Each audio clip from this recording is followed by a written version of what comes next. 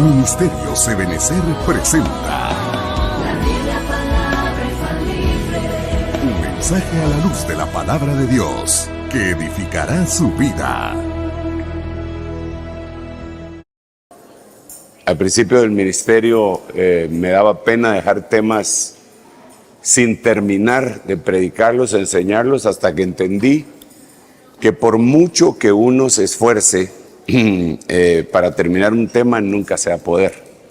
¿Por qué razón? Porque la palabra de Dios es infinita, entonces nunca se va a terminar un tema. Así que a partir de ahí ya me dejó de dejar temas en suspenso, ¿verdad? Pero anoche estuvimos hablando un poquitito acerca de cómo terminar la carrera y cómo lo dice el apóstol Pablo: quiero terminar mi carrera con gozo, y cómo obtener el gozo y qué cosas se tienen que hacer con el gozo. Servir, por cuanto no quisieron servir con gozo. Deuteronomio 28:47 dice que vienen cosas feas, ¿verdad? Dar con gozo, porque Dios ama al dador alegre. Y cantar con gozo. ¿Vino alguno alegre? Pues cante alabanzas, ¿verdad? Y cómo el gozo es como homologado a la santidad. Hoy es un día santo, dice el Señor, hoy es un día santo, por lo tanto no estén tristes, porque el gozo del Señor nuestra fortaleza es. Ok, eso lo vimos anoche. Hoy en el primer servicio estuvimos incursionando un poquitito también en la manifestación del nombre del Señor, gran yo soy, ¿verdad? Como tiene tres manifestaciones distintas: Antiguo Testamento, la llegada de nuestro Señor Jesucristo como el Mesías, el ungido, siempre como el yo soy, y la resurrección del Señor Jesucristo, que se manifiesta 7 veces.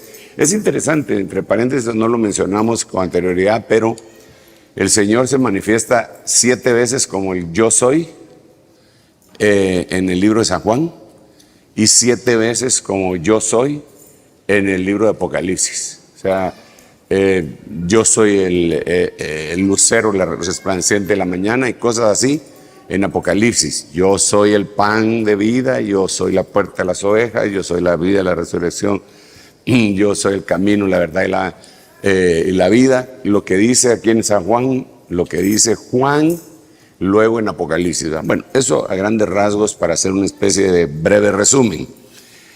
Pero yo desde el domingo pasado empecé a predicarle a la congregación que Dios ha puesto a mi cargo allá en Guatemala, en la zona 5, para que escudriñáramos un poquitito acerca de las iglesias. Yo le llamo apocalípticas, ¿verdad? Que empiezan con Éfeso y terminan con la Odisea, pasando por Esmirna, Pérgamo, Teatira. Esa no. Pero 7 iglesias, y para esto yo quisiera que analizáramos un par de cositas después de hacer una oración. Padre, en el nombre de Jesús, estamos rogándote que tú traigas tu buena palabra, Señor, que la podamos asimilar, que podamos dialogar con alegría, con gozo, Señor, pero sobre todo con revelación, que ilumine el rostro nuestro debido a esa revelación extraordinaria. Abre nuestro entendimiento, nuestros ojos, nuestro corazón, nuestra boca, nuestros oídos, de tal manera que podamos asimilar la palabra implantada en nuestros corazones con mansedumbre. Gracias, Padre, gracias, Hijo, y gracias, Espíritu Santo. Amén, amén y amén. Denle un aplauso al Rey bendito. Hay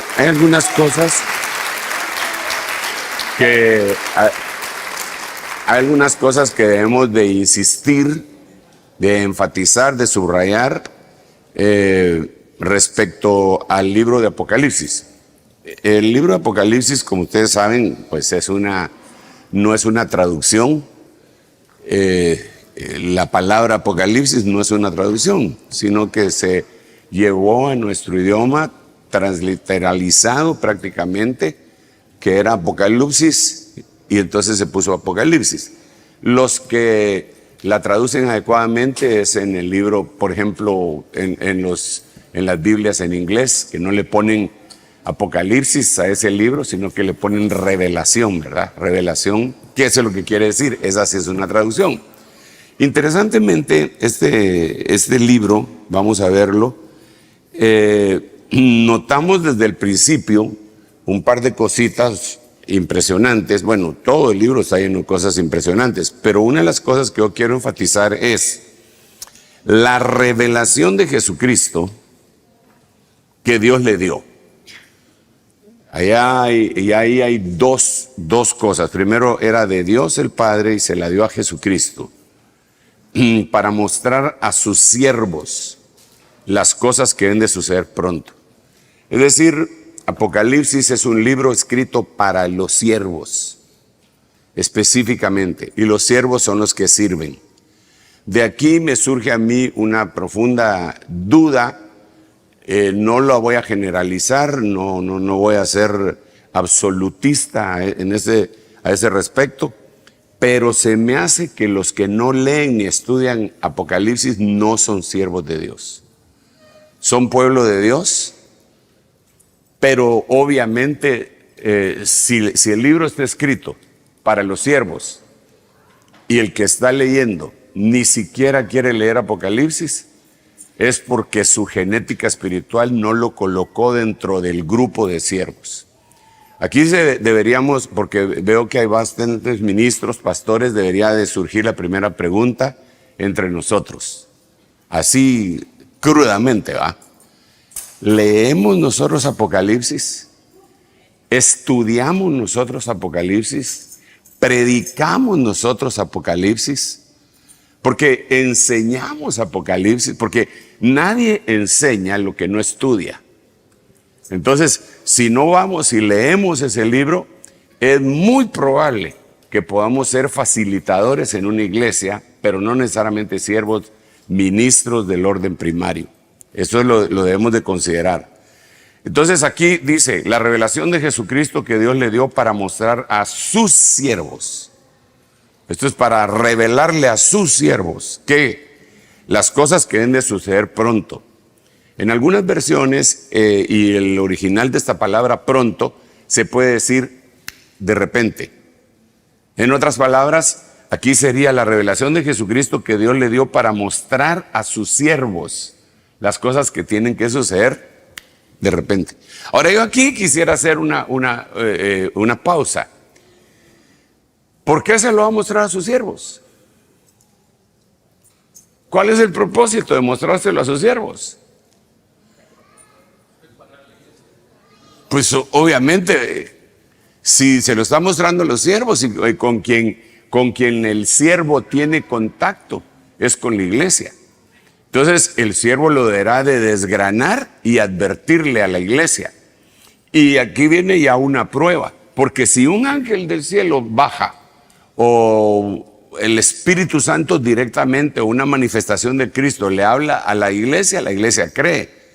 Pero si le hablamos nosotros, es una prueba para la iglesia, porque muchos dirán, como dijo María y Aarón, ¿y este quién es? ¿Acaso solo por medio de él ha hablado el Señor?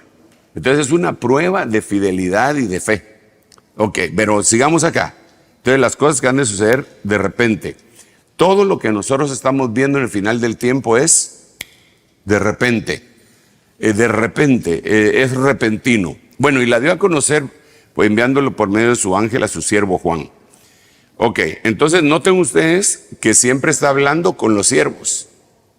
Pero en el último versículo de este capítulo, que es el versículo 20, hay una explicación de una revelación que Dios le da a Juan acá, y lo vamos a leer de una vez aquí en el verso 20, en donde él le dice, en cuanto al misterio de las 7 estrellas que viste en mi mano derecha y de los 7 candelabros de oro, las 7 estrellas son los ángeles de las 7 iglesias. Entonces ya, y después, y los 7 candelabros son las 7 iglesias. Entonces aquí hay 2 grupos. El primer grupo es los ángeles, las estrellas, entre paréntesis, los ministros. El segundo grupo es los candelabros, las iglesias. Y entonces esto coincide con lo que le quiero decir, hermano amado, que Padre Santo, Dios le habla por medio de nuestro Señor Jesucristo directamente a los ministros que Él llamó 4 del 11 al 13. Y al pueblo de Dios le habla por medio de su Espíritu Santo. Por eso es que cada una de las cartas dice: el que tiene oídos para oír, oiga lo que el Espíritu dice a los ángeles, no, a las iglesias. Entonces, basado en esto, yo traté de hacer un mapa mental para poderme dar a entender con esto, recordando que el Señor a Moisés le mostró sus caminos y al pueblo le mostró sus obras. Sí, otra vez la pregunta: ¿por qué no al pueblo sus caminos y a Moisés sus obras? El que sabía qué camino tenía que tomar debido a la revelación de Dios era el líder. Este es el camino. Y la gente tenía que tener la corroboración por medio de las obras de Dios. Entonces no se le olvide, a Moisés le mostró los caminos. Eso lo dice el libro de los Salmos, no lo digo yo. Y al pueblo le mostró sus obras. Entonces aquí vemos otra vez dos grupos: los ángeles y las iglesias. Moisés y el pueblo, el liderazgo y la iglesia en general, siendo todos sacerdotes del Dios Altísimo, pero en diferente ubicación. Este es el último versículo del capítulo primero, y después viene el capítulo 2 y 3, en donde el Señor empieza a hablarle a las iglesias. Pero note usted, mire cómo les habla. Escribe al ángel de la iglesia. Escribe al ángel de la iglesia. Por favor, note que no dice escribe a las iglesias. O sea, cuando se termina digamos aquí Éfeso, empieza, escribe al ángel de la iglesia. Pongamos al pastor que está pastoreando en la iglesia de Éfeso, a ese escríbele lo siguiente. A la iglesia, que se den cuenta lo que le estoy diciendo al ministro, pero a la iglesia le va a, que está en el verso 7, el que tiene oídos, oiga lo que el Espíritu dice a las iglesias. El vencedor le daré a comer del árbol de la vida que está en el paraíso de Dios. Entonces, al ministro le está, en este caso preciso, al ministro le está dando una reprimenda. A la iglesia le está dando una promesa, pero a los dos les está dando una advertencia. ¿Sí me voy dando a entender? ¿Más o menos? Bueno, entonces el esquemita que yo hice fue para poderme dar a entender. En la parte de hasta allá están todos los versículos. Yo he ido introduciéndome con esto desde el domingo, le estaba contando, y he llegado hasta la iglesia de Sardis con los hermanos allá. Me hace falta Filadelfia y la Odisea. Pero en este primer grupo puse los versículos bíblicos para que todos tengan acceso a ellos. En esta segunda columna puse la identificación del remitente. ¿Quién es el remitente? Nuestro Señor Jesucristo. Se manifiesta por 20 nombres distintos. Tiene 20 identificaciones, pero es la misma persona. Por ejemplo, a la iglesia de Éfeso, Él se le manifiesta como el que tiene las 7 estrellas, el que anda en medio de los 7 candeleros. Y el destinatario es Éfeso dividido en 2 partes. La primera parte sería el ángel y la segunda parte sería la iglesia. Ahora, yo quiero parar aquí. Mire pues, y esa es la forma como más o menos traté de hacerme entender allá con los hermanos cuando empecé a dar este tema, que por cierto no lo he terminado y que creo que lo voy a tener que terminar algún día que llegue allá. aunque ya le dije que siempre se queda pendiente algo, ¿verdad? Siempre se queda tinta en el tintero. Si a su casa llega alguien, toca el timbre, toca la puerta, llama a la puerta, y cuando usted pregunta quién es, esa persona que está detrás de la puerta le dice el doctor, ¿a qué va? ¿A qué va?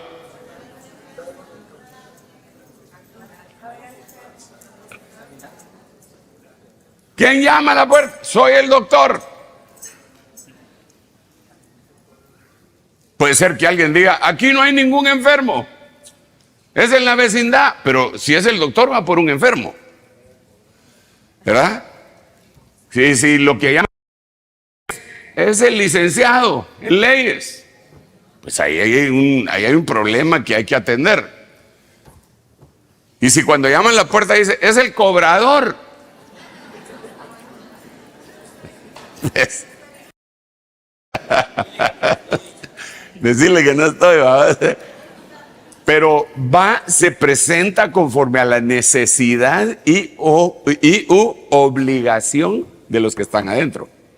Ahora viene Jesús, es el gran yo soy, es el jefe, es el Salvador, es el Señor, es el príncipe de paz, es el admirable, el consejero, todos los títulos extraordinarios que usted le quiera dar y que están en la Biblia. Pero ¿qué si llega y dice, ¿quién es? Soy el que anda entre los 7 candeleros. Soy el primero y el último. Bueno, aquí sería, soy el que tiene las 7 estrellas. Soy el que anda entre los 7 candeleros. Quiere decir que esta es la manifestación que necesita Éfeso. No me voy a tener mucho en Éfeso porque, como les repito, eso ya lo empecé a predicar el domingo pasado. Pero es impresionante que en el 1:20 que acabamos de leer dice que las 7 estrellas son los 7 ángeles, son los 7 ministros, son los pastores de las iglesias. Entonces al que primero lee el mensaje es al pastor. Y a este en particular le lleva una tremenda reprimenda. Así, bien bonita, se la voy a leer. Capítulo, sería inmediatamente después del 1:20, 2:1. Le dice, escribe al ángel de la iglesia. Dios mío, esto tiene batería baja. No podemos ponerle... sí, hombre, ya se va a apagar. Dios mío. ¿Verdad? Pero bueno, aquí en lo que los hermanos... escribe al ángel de la iglesia en Éfeso. El que tiene las 7 estrellas en su mano derecha, el que anda entre los 7 candeleros, dice esto: yo conozco tus obras. Mire todo lo que le dice. Tus obras, tu fatiga, tu perseverancia. Es tremenda iglesia. No puedes soportar a los malos. Tienes buena doctrina porque has sometido a prueba a los que se dicen ser apóstoles y son mentirosos. Tienes perseverancia, has sufrido por mi nombre, no has desmayado. Pero una cosa tengo contra ti: ya no me amas. No me amas como al principio. Aleluya. ¿Cuántos de ustedes han estado enamorados alguna vez? Mire, si su esposa está a la par, más le vale que diga yo. De veras, hermano, si no va a tener problemas. Pero ¿se recuerda usted? ¿Se recuerda de todo lo que hacía para irla a ver? ¿Se recuerda que bajo la lluvia la esperaba? Bueno, 3 horas. Pero ahora para llegar a la iglesia ni 5 minutos la esperaba. Ahí quiere decir que algo bajó. Bajó el amor, ¿verdad? Y eso puede suceder en la iglesia también. Perdón, solo voy a ver que ya lo conectaron ahí. Perdón, es para que no se me vaya a apagar el candelero. Reprendo en el nombre de Jesús. Fíjate que no está, ¿verdad? No está cargando. Pero yo tengo una batería ahí, vos, en mi cosa esa. Si se descarga, esa de culpa de que...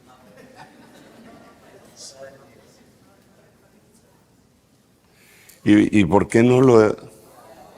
Ahí está, dicen los hermanos que ya se apagó, pues.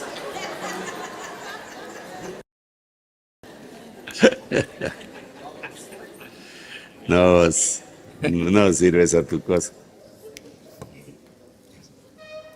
¿Ya? Bueno, dejemos aquí que el hermano sude y nosotros sigamos acá. Lo que le quería decir es, le descendió el amor, pero no a la iglesia, sino al pastor. Qué horrible eso, hermano.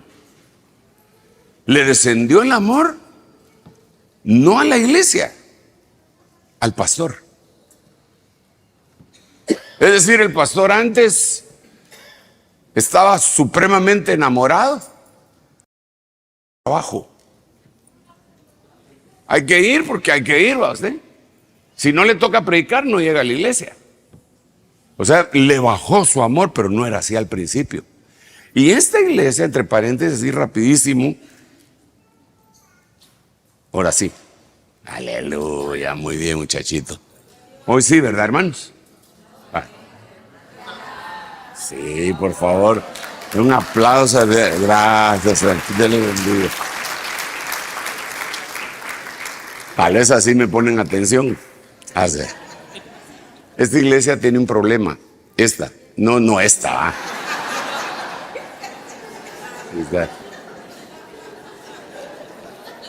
Esta de Éfeso. El problema que tiene es un matriarcado.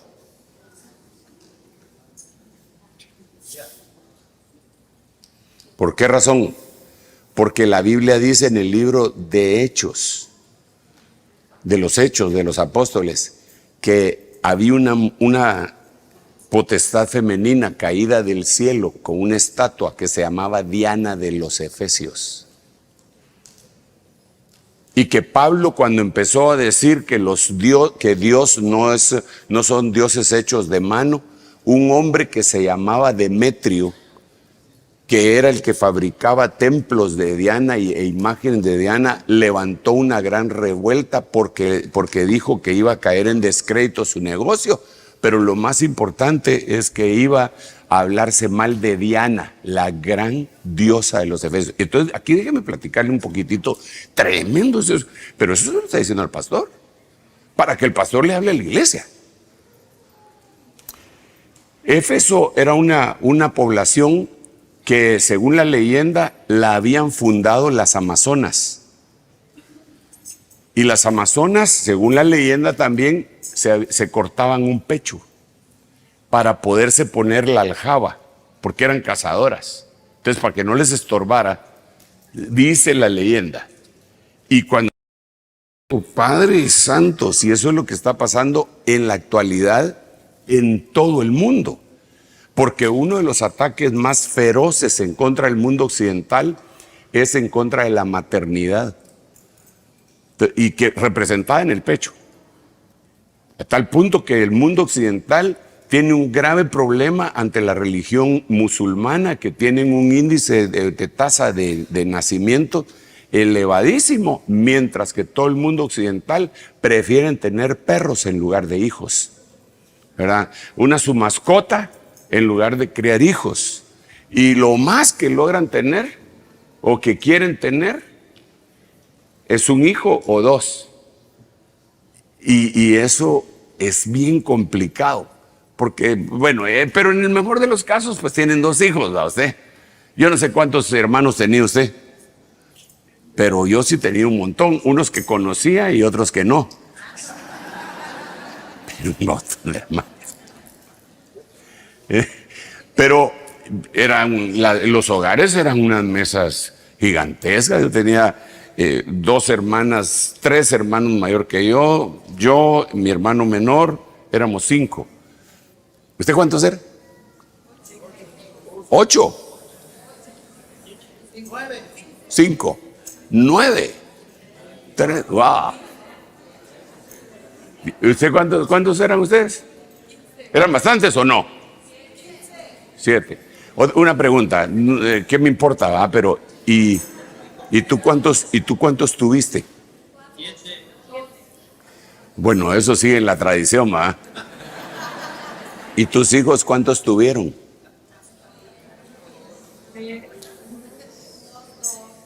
Como que va disminuyendo, ¿verdad? Hasta que uno de los hijos llega a tener un gato en lugar de hijos y castrado.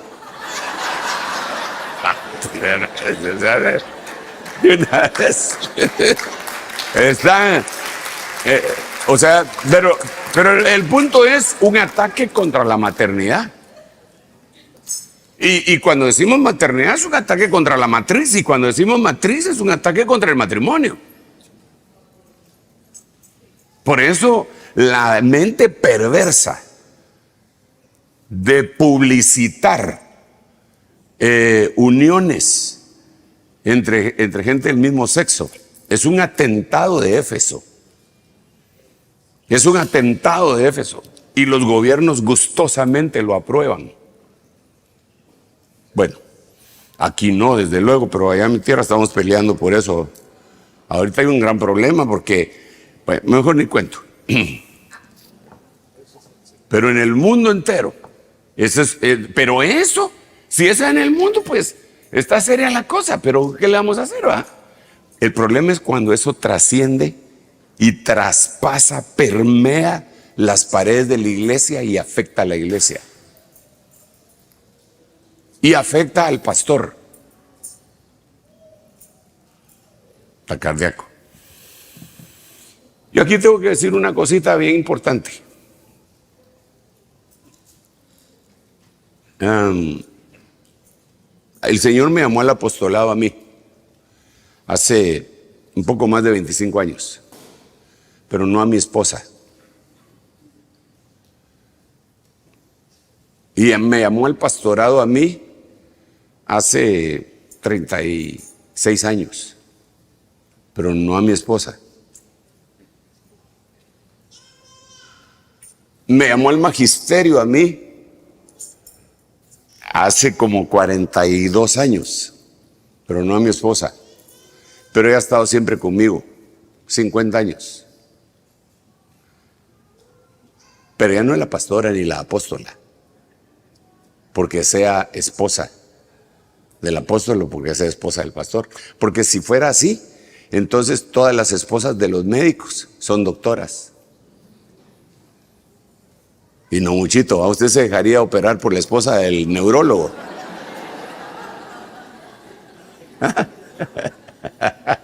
La esposa del cardiólogo. Fíjese que mi esposa no pudo venir, pero aquí estoy yo. He oído en las noches cuando está hablando dormido cómo se hacen estas cosas y ahorita usted no se deja. Pero en espiritual sí. Entonces a veces está permeando eso. Entonces muchos hermanos, y eso debemos ser cuidadosos con ello. Muchos hermanos, incluso, bueno, algunos por catapultarse a un nivel más, según ellos, ministerial, su esposa la nombran profeta. El pastor, vi un anuncio. Hermano, entre paréntesis, espero que no era nadie, ¿va? No es mi propósito hoy, pero vi un anuncio en donde estaba anunciada la pareja ministerial de una iglesia y decía, el querubín fulano de tal y la querubina, y la arcángela. Hermano, se lo prometo. No se lo juro porque la Biblia dice que no hay que jurar, ¿verdad? Entonces, ¿qué son ellas? Pueden llegar a ser madres espirituales. Porque la Biblia sí dice de Débora que cuando ella se levantó como una madre, ¿verdad? Pero entonces aquí el primer problema que vemos en Éfeso, no es Éfeso, yo tengo que seguir hasta Filadelfia, pero estoy recogiendo algunas espigas, es el matriarcado. Y luego, en la tercera iglesia, otra vez, solo que ahí aparece la Jezabel, en Tiatira. Entonces, el Señor hablándole al pastor y hablándole a las ovejas. Al pastor, ya no me querés como me querías antes. A la mujer, a la iglesia, mira, le dice acá, si te arrepientes vas a ser vencedor y te voy a dar a comer del árbol de la vida que está en el paraíso de Dios. Eso se lo dice a la iglesia. Al ministro le dice otros premios. Pero entonces volvamos acá, así rápidamente, porque yo creo que ha medido entender en lo que le estoy tratando de decir. Porque esto ya lo expliqué allá. Usted no estaba, pero ya lo expliqué. Entonces siento como que ya es punto dado. Remitente, el primero y el último, el que murió y resucitó. ¿A quién le habla? A Esmirna. ¿Por qué se le manifiesta así? Porque Esmirna va a tener cárcel y tribulación. Pero si conservan lo que tienen que conservar, que es la fidelidad, le va a dar vida. Ok. Así de la misma manera, el que tiene la espada aguda de dos filos, doctrina, se le presenta a Pérgamo. ¿Cuál es el problema de Pérgamo? Doctrina. Me quiero parar aquí otra vez, aunque como repito esto, y yo ya lo expliqué, entonces por eso voy así casi superficialmente. Pero miren, hermanos amados, doctrina. Doctrina. Doctrina. Hágame favor, diga conmigo, doctrina. Es importantísima la doctrina. Nadie puede decir que no es importante la doctrina. Otra cosa, ¿de dónde sacamos la palabra doctrina? La palabra doctrina la sacamos de didache y de didascos. Y la palabra didascos es enseñar sentando doctrina, y el único que Dios aprueba que lo haga es el ministerio apostólico. Y cuando un ministro apóstol va a decir una cosa doctrinal, cambiar el rumbo de una congregación, tiene que consultarlo con los demás apóstoles. Eso vemos que hizo el apóstol Pablo cuando dice que él subió a los que eran apóstoles antes que él y les mostró la revelación que Dios le había dado para no correr en vano. Como quien dice, les dijo, mire muchacha, por decirlo así, a mí el Señor me mostró esto, esto y esto. Y ellos le dijeron, sí. Entonces ya todos en común acuerdo se fueron en pos de eso. Pero ¿qué es lo que pasa en la iglesia de este momento? Que cada quien predica la doctrina que quiera. Doctrina de Balaam, doctrina de Jezabel, doctrina de los Nicolaitas. Entonces la iglesia está hecho un desbarajuste. Y el Señor viene pronto. Yo no sé si usted cree que el Señor viene, pero de que viene, viene. Y entonces Él mismo dice, mira, si no te arrepientes, yo voy a venir, te voy a avergonzar. Voy a venir y yo voy a pelear con la espada de mi boca contra estos que sostienen la doctrina de Balaam y la doctrina de los Nicolaitas. Habría mucha tela que cortar en eso, cuáles son esas dos doctrinas, pero el que triunfe le van a dar el maná escondido, porque recuérdense que habían tres tipos de maná: el maná diario, el maná del sexto día y el maná del arca del pacto. El maná diario aguantaba únicamente 24 horas y de ahí se descomponía. El maná del sexto día aguantaba 48 horas y de ahí se descomponía. Y este maná que Él promete en este momento queda por siempre, nunca se echa a perder. Y es la doctrina, es lo que desciende del cielo de Dios.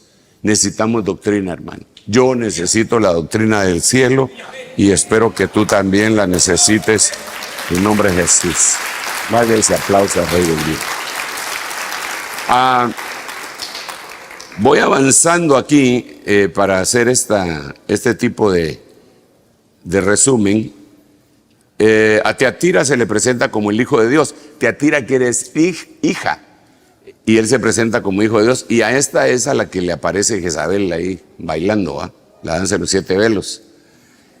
Y su tolerancia. El ministro toleró a Jezabel. Hay cosas que no se deben de tolerar.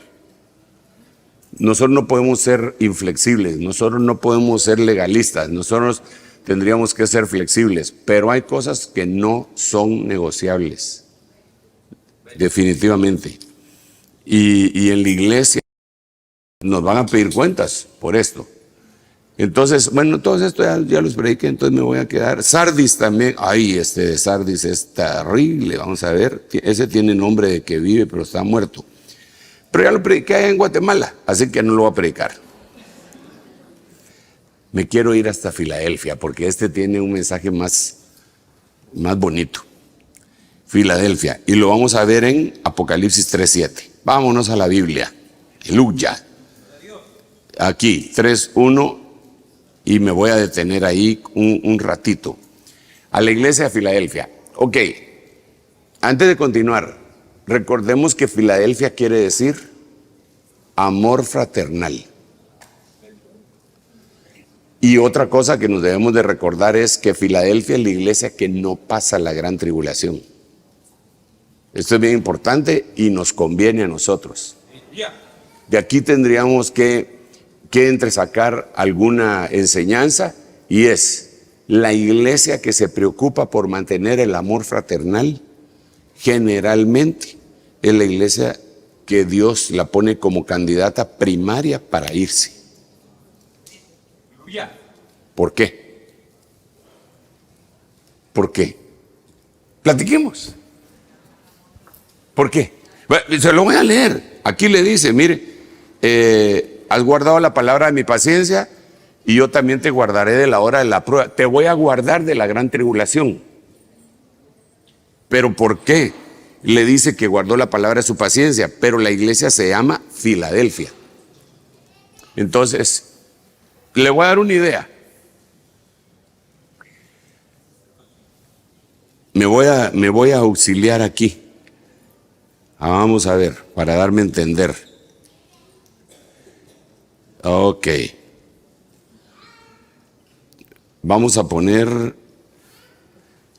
una crucecita aquí. Y aquí en medio vamos a poner una palabrita que le vamos a llamar amor. Y entonces, el amor hacia arriba, el amor hacia abajo y el amor hacia los lados. Vamos a una casa. En una casa, ¿a quién se quiere más?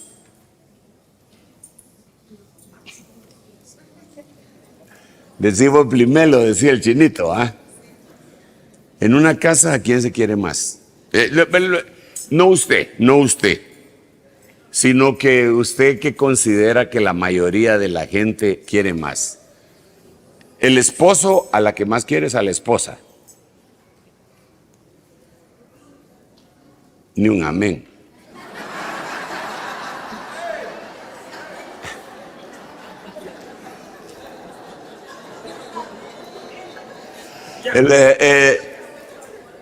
Pongamos este se llama Juan Pueblo. Juan Pueblo está casado y tiene hijos y hermanos.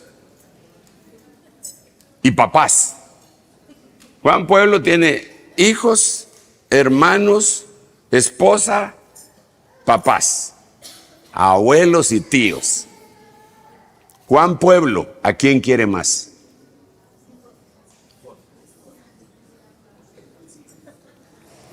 No usted. Usted no es Juan Pueblo. Estamos diciendo Juan Pueblo allá afuera, en la generalidad. Juan Pueblo, ¿a quién quiere más? ¿A la esposa o a los hijos? A los hijos, hermano. Ese es Juan Pueblo, no es usted. Pero yo he ministrado por años. Ahora ya casi no ministro, no me queda tiempo, pues, pero ministré por años. Y hermano, había gente que llegaba y me decía, matrimonios, que me decía, hermano, mire, yo estoy con él por los hijos. Otros llegaban y decían, hermano, yo estoy con ella porque entre los dos compramos la casa. Y está en nombre de los dos. Entonces, eso nos tiene abarrados, ¿verdad? Pero entonces la mayoría de gente me decía a mí que estaban por los hijos. Y ya cuando uno mira así desapasionadamente las cosas, hermano, uno por un hijo. No solamente da un riñón, los 2 riñones da si es necesario. En cambio, la esposa a veces ni la razón le da.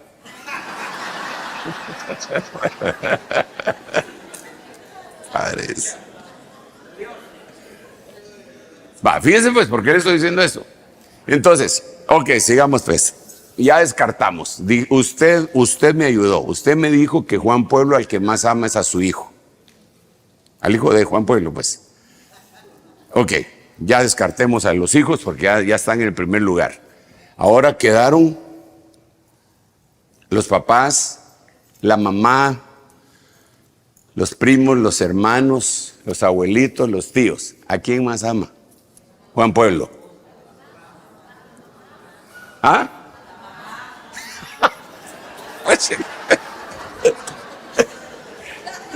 Sí. A la mamá es a la que más ama, ¿va usted? Sí, a la mamá es a la que más ama. Desafortunadamente. Mire pues, cuando usted quiere insultar usted no, porque usted no insulta, pero cuando Pedro Pueblo quiere insultar a Juan Pueblo, ¿a quién le saca a bailar? No le insulta al papá, le insulta a la mamá. ¿Qué día se celebra aquí el Día de la Madre? ¿Y el del padre? ¿Ah? No tiene día.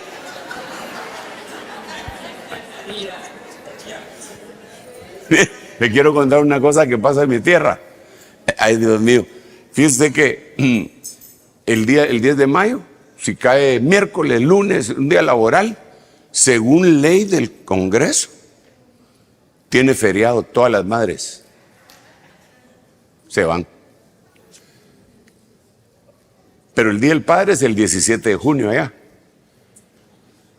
Si cae, pero mira, si cae el lunes, martes, miércoles, jueves, viernes, tiene que chambear. Eso es el concepto de la sociedad. Entonces, ¿a quién quieren más? Mire, pero ya dejó en tercer lugar al esposo y a la esposa. Porque yo también me tocó ministrar gente que le decían a su esposa, el esposo le decía, yo primero conocí a mi mamá y después te conocí a vos. Lo cual no es bíblico, pues. Pero como estamos hablando de Juan Pueblo, no hay problema. Vale, ya descartamos. Número 1, los hijos. Número 2, la mamá. No sé si quiere que metamos a las mascotas en el listado.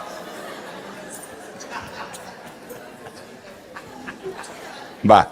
Número 3. Número 3, ¿a quién quieren? ¿Al esposo? ¿A la esposa? No, pero personas. Por eso no prendía al gato, porque era ya... Vaya, como que entra así, de panzazo, el cónyuge. Al cónyuge. ¿Y al hermano?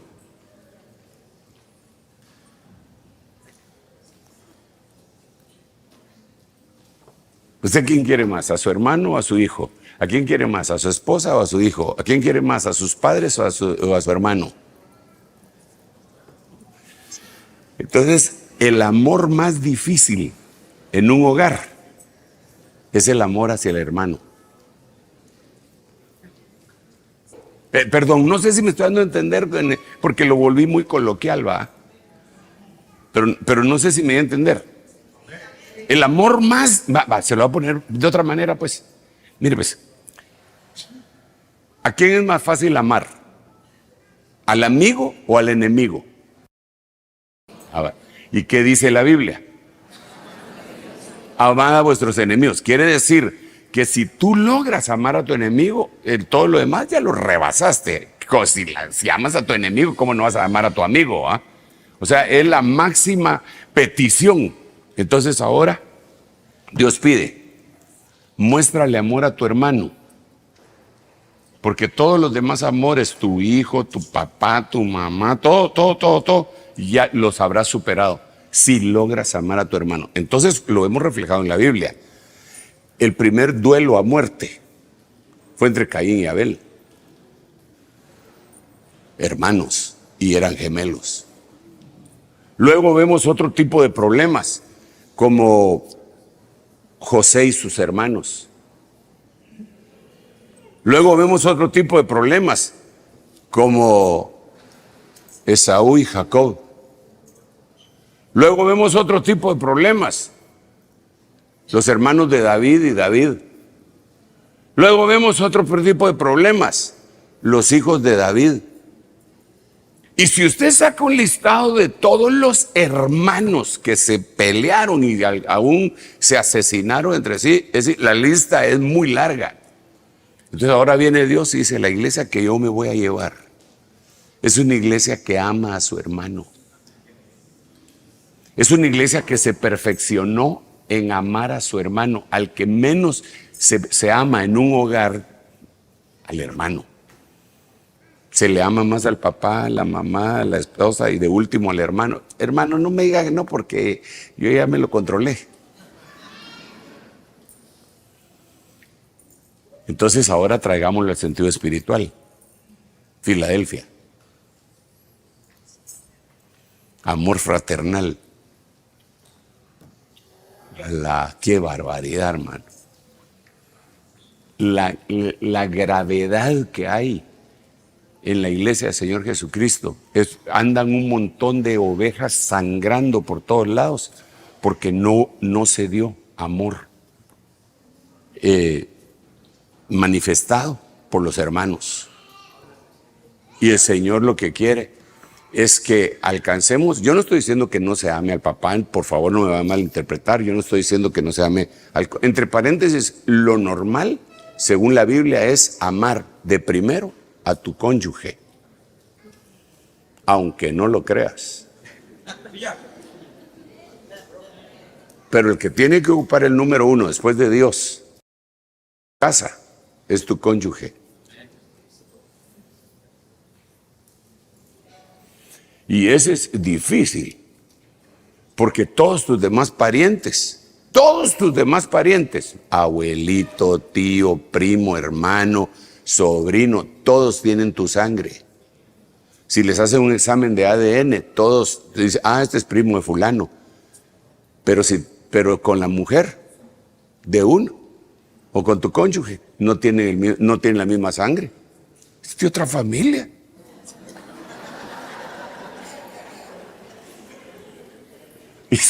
Y esa es la que más hay que amar. Y entre paréntesis, es algo tan impresionante. O sea, ya me cambié de tema, hombre. ¿Y cómo voy de tiempo? Ya me cambié. ¿Un minuto? Ay. No, pero echémosle la culpa a aquel que nunca conectó la...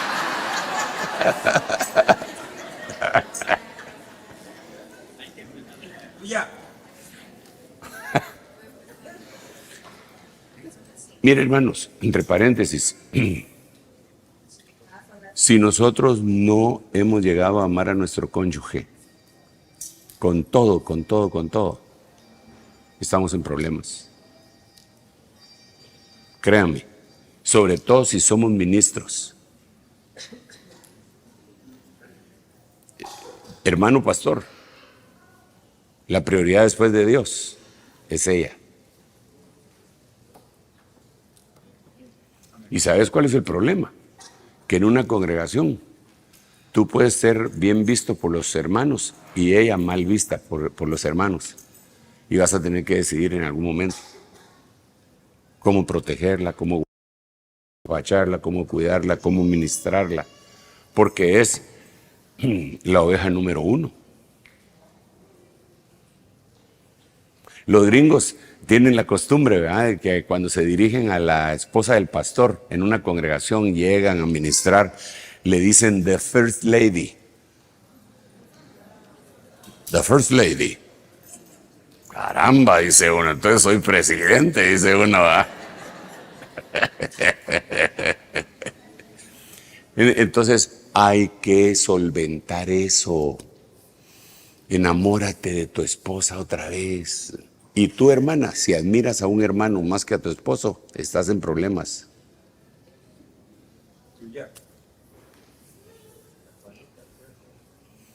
Eso hay que corregirlo, ¿ah? Pero tenemos esos temas tan incómodos. Tiene que haber restauración familiar en la iglesia del Señor Jesucristo. Y aquí adentro tiene que haber una restauración entre nosotros. Porque mire, le voy a decir otra cosa. Nosotros nos tragamos. No dije nos tradamos. No, ¿cómo es que dice el dicho?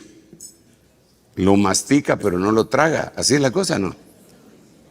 ¿Cómo es, muchacha? Lo mastica. Ah, bueno, entonces nos masticamos pero no nos tragamos a veces, ¿verdad? Convivimos con los hermanos y ustedes vienen juntos pero no revueltos. Y yo creo que debemos de pasar esa frontera dentro de la iglesia. Primero en la congregación, hermano. Después en las congregaciones, después en el cuerpo de Cristo entero, en las misiones. Porque terminamos peleándonos todos, hermano.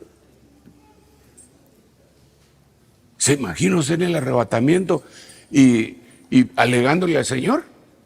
¿Por qué sacaste a ese? Dijo, mi hijo estaba muerto y ha vuelto a la vida y estaba perdido. No, pero entonces yo no voy. ¿Te imaginas un acto así? Yo tengo la experiencia en mis años de cristiano que me he peleado con un montón de hermanos. Eso solo a mí me ha pasado, ¿va? Y a veces porque me han hecho cosas. Y a veces porque yo se las he hecho, ¿va? Porque uno siempre se pone como mansa paloma, ¿va? Pero también no es cardíaco, ¿va? Pero yo creo que en el final del tiempo tiene que haber un espíritu de reconciliación en nuestro propio corazón. Y yo digo, si Jacob y Esaú se pusieron de acuerdo. Claro que no anduvieron de manita sudada, ¿va? Pero se pusieron de acuerdo, se respetaron, hermano. Nosotros debemos de ser restaurados en eso. Filadelfia. Yo conozco un montón de iglesias que llaman Filadelfia. La iglesia más grande de España se llama Filadelfia y es de puros gitanos y no se quieren. Ya dije cosas que no tenía que decir, ¿verdad? Ahí sí que tiene nombre que vives, pero estás muerto. Entonces, esta iglesia se la lleva el Señor. Regálame un minutito, perdón, ¿cuánto tiempo tengo pues? 53. Bueno, si me tardo más, entonces le dice a esta iglesia Filadelfia, fíjese qué tremendo, de 5 maneras se manifiesta. El remitente dice, yo soy el santo, el verdadero, el que tiene la llave de David, el que abre y nadie cierra, y el que cierra y nadie abre. Entonces, cuando yo lo puse en este cuadrito, lo dividí así.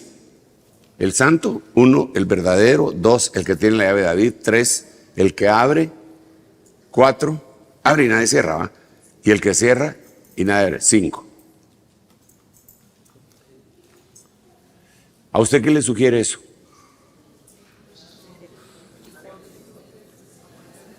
¿Qué le sugiere eso?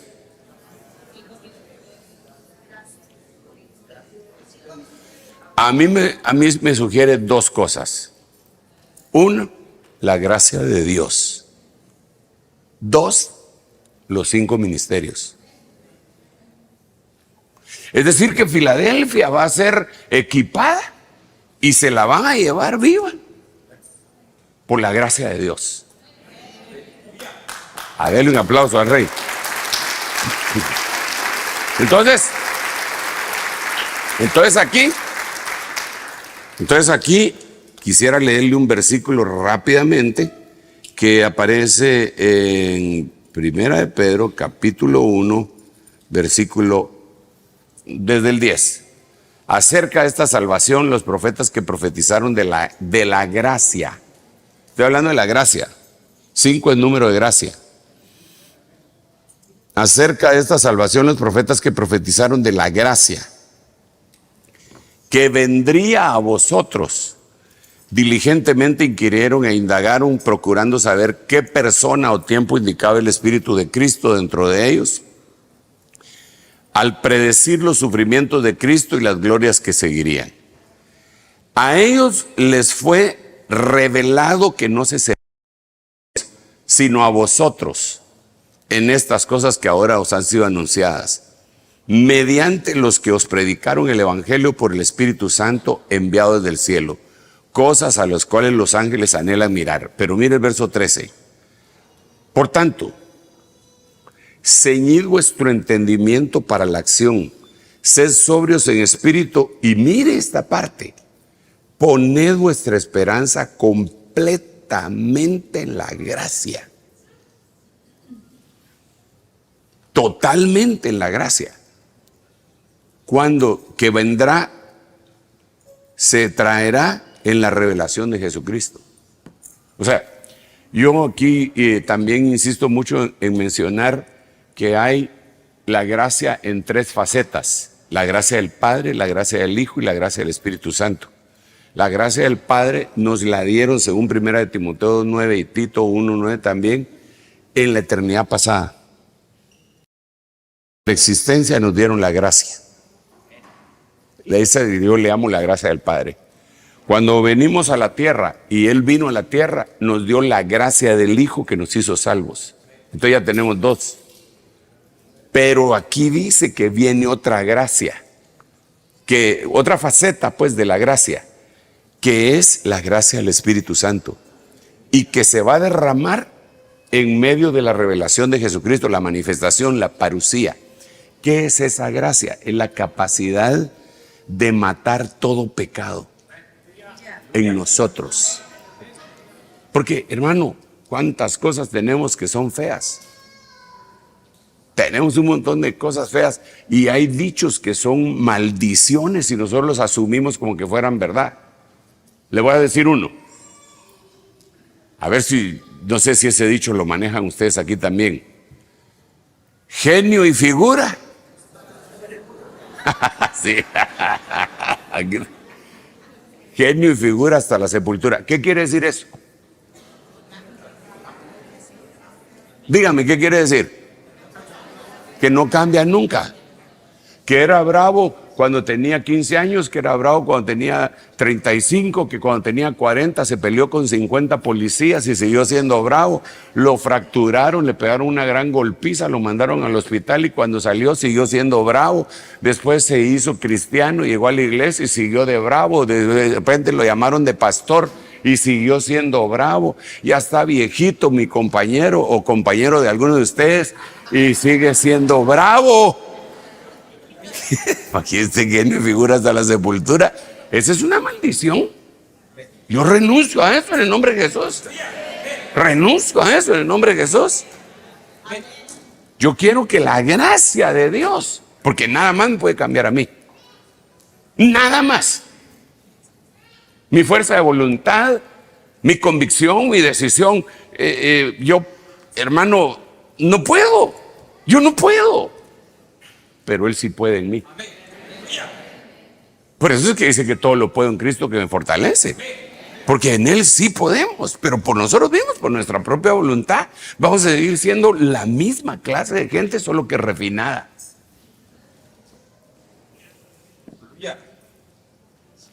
tramposo, mafioso, chanchullero, cuando no tenía ningún estudio. Se metió a la universidad, se graduó de profesional, sacó un doctorado y sigue siendo tramposo, mentiroso y chanchullero. ¿Para qué? Ahora de cuello blanco, ¿ah? No, pero el Espíritu Santo nos llena y aquellos corazones indomables se en la gracia de Dios y aquellas cosas que no podían dejar de hacer, las dejan de hacer. Yo quiero la gracia de Dios. Entonces, ¿cómo voy?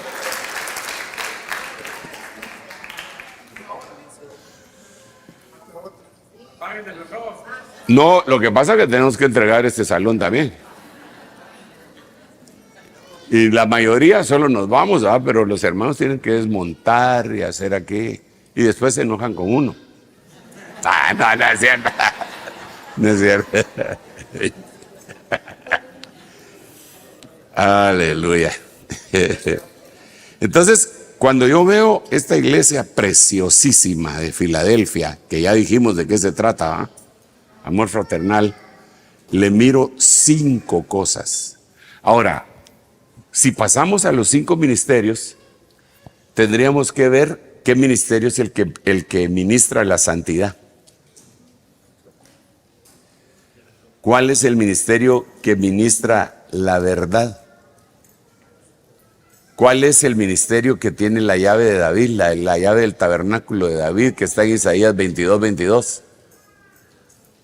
¿Y cuál es el ministerio que abre y al mismo tiempo cierra? Abre y nadie cierra, y después cierra y nadie abre. Porque esas 2 cosas son bien importantes. Se abren puertas para bendición, pero también se tienen que cerrar puertas. Hay un himno que canta la hermana, bueno, yo a quien se le he oído es a la hermana Ingrid Rosario. Los hermanos de la alabanza tal vez saben de qué estoy hablando. ¿Quiénes son los de la alabanza? A ver, pero es un himno que dice: ya la puerta cerré, no volveré. Ya la puerta cerré, no volveré.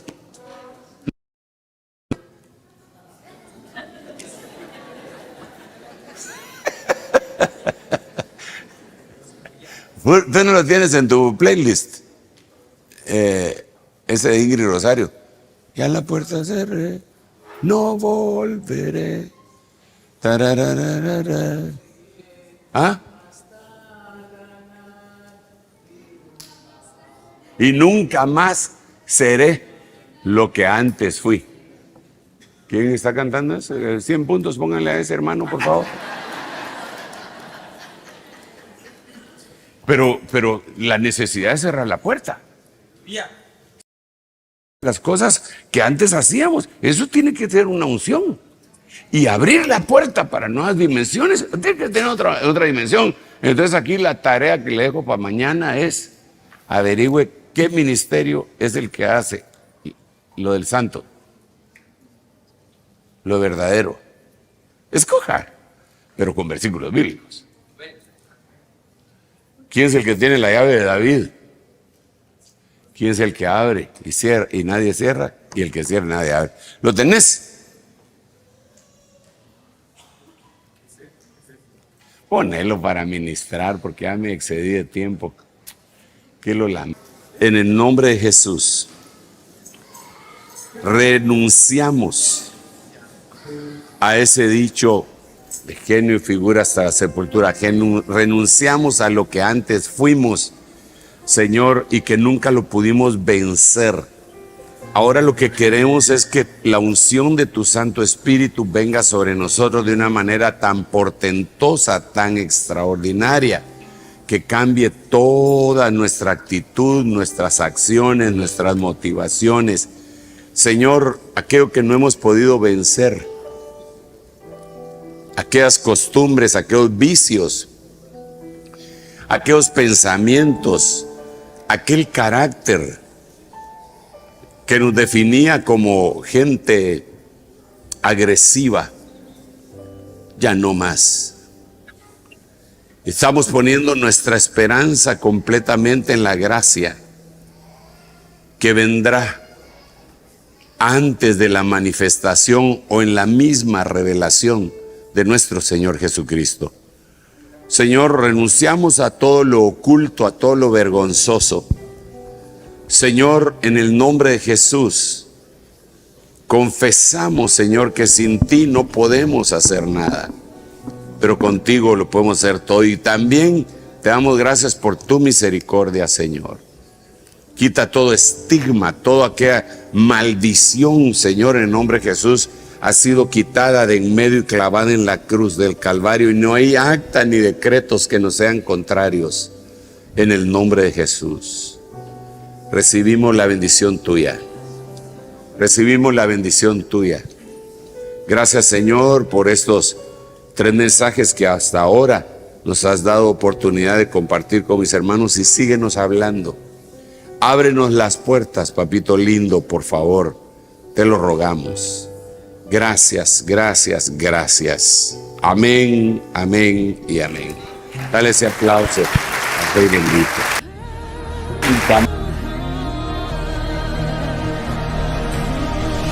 Mas a vosotros los que teméis, mi nombre nacerá, el sol de justicia y en sus alas. Ministerios Ebenecer presentó